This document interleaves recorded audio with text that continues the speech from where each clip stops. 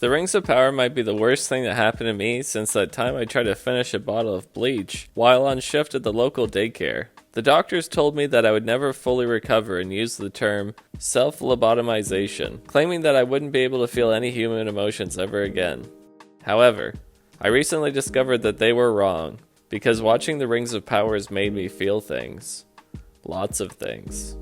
Stuff like disgust, hatred, betrayal, anger, sadness, boredom, despair, melancholia, wretchedness, forlornness, and pessimism. But out of this pit of despair, I've come out with two revelations. Firstly, that taking the crown jewel of fantasy writing, pumping it full of diverse casting, and $1 billion won't magically grant you a good television show.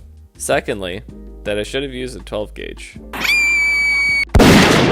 So while I tried to slog through this horror show to come up with a decent review, I decided it would only be fair to judge this show based on its own terms.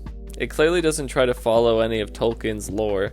Hell, I bet none of the writers have actually even seen the Lord of the Rings movies, let alone read any of the actual books. So let's try to ignore the lore and just take the show as it is, because if I had to sit here and point out every infraction on Tolkien's writing, I would be making a second trip to the household chemicals aisle.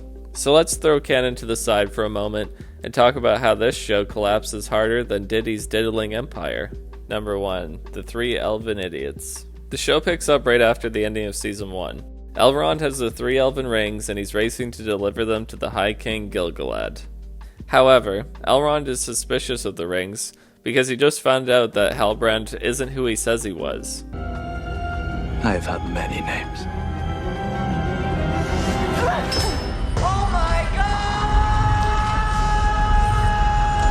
After Galadriel arrives, she is forced to reveal the truth about Sauron and how she eye-fucked him that one time.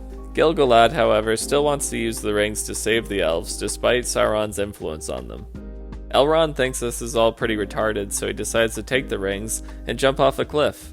People down here are starting to murmur that you don't have the balls to do it. I don't care! Yeah, I say you can do it. Oh, look, he's flying! Wait, if he's suspicious of the rings, then why does he bring them to the one place that they'd be the most dangerous? If Elrond's fear is that someone with authority could use the rings, or even be corrupted by them, then wouldn't taking them to the High King be the worst possible move? Surely the safest thing to do is drop the rings in the ocean or something just to be safe. He ends up attempting this about 5 minutes after he realized how much of an idiot he was for trusting these assholes. Now, how does the legendary Elrond attempt his escape? Oh no. You want to commit suicide?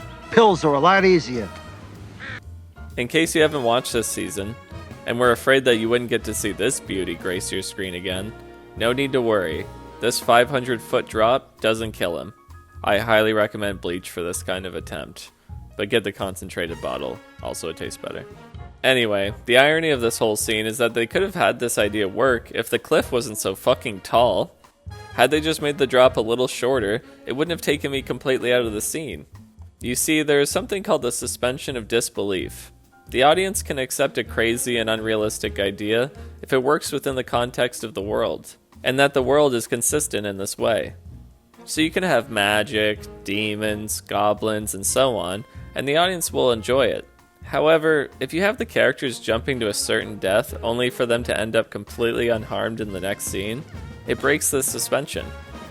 The writers must have been aware of this as well because they cut away from the scene and we never get a full explanation on how Elrond survives. We just see him jump into a cloud of mist and they trust our imaginations to explain it to us. But the problem with my imagination is all that I can picture is Elrond's body turning into a red paste once he hits the bottom. Or maybe he survives the initial landing, only to break every bone in his body and drown. I mean, is this a thing now? Can elves just leap from any height and survive? Takes the tension out of scenes where cliff sides are an issue. You know, scenes like this. On a side note, the editing is so lazy in this scene. Galadriel reacts to Elrond's jump before he actually does it. Elrond, no! Also, why is Galadriel trying to grab the rings from Elrond in the first place? What was her plan if she actually managed to grab them? Wouldn't she want her High King to have the rings? Was she going to take them to someone else? Is there someone she trusts more to wear the rings? On another note, Galadriel's been chasing Sauron for 1,000 fucking years. Why the hell would she be trying to use the things that he created? I mean, 1,000 years is a long time. You'd think that she had grown to hate anything touched with the darkness of Sauron. I mean, she seems pretty determined to kill all the orcs in Season 1.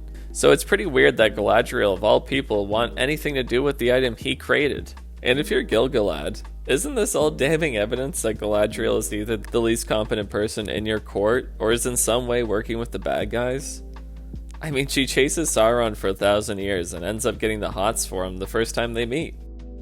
After finding out who Sauron is, Galadriel still goes ahead with his plan to create 3 rings, which are likely corrupted by him. So the commander of the northern armies has not only failed in every task that she's been given, but has also been manipulated and co-opted by their greatest enemy. Man, you are one pathetic loser. You know, I've never been given much responsibility in my life, but I think I would know enough to fire Galadriel. At best, she's an underperforming employee, and at worst, she's a complete hazard to the entirety of Middle-earth. She serves no purpose except to irritate people or put them in danger. The fact that Gil-Galad listens to her at all makes him seem like an idiot as well. All he does to chastise her is make this weird sound.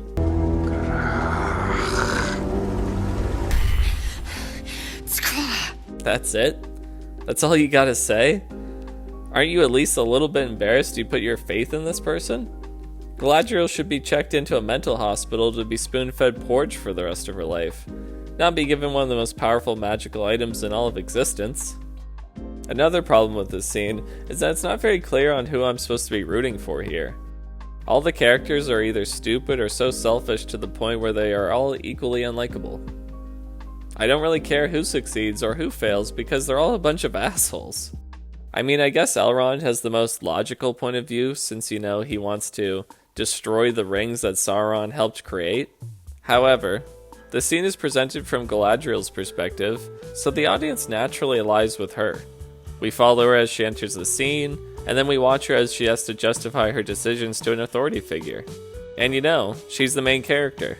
So all these writing choices make us feel like we're supposed to take her side in this debate, yet neither her nor the High King are actually making any sense. You want to use the thing that Sauron created to help destroy him? You guys keep calling him the Great Deceiver, right? Don't you think that he might be trying to deceive you guys? I mean, there isn't a double bluff going on here, right? Sauron didn't make uncorrupted rings to psych out the elves into not using them.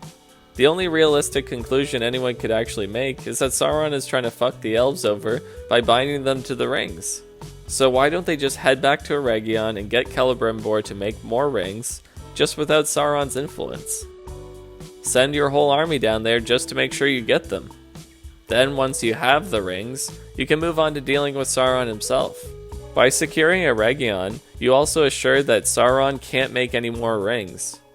This way, everyone wins. The elves get some fancy new jewelry that helps them stay in Middle-earth, and Sauron's plot is foiled. But no, these idiots just want to fall into this trap as quickly as they can. I think a snake oil salesman would make a lot of money in the Elven Kingdom. Sure thing, buddy boy.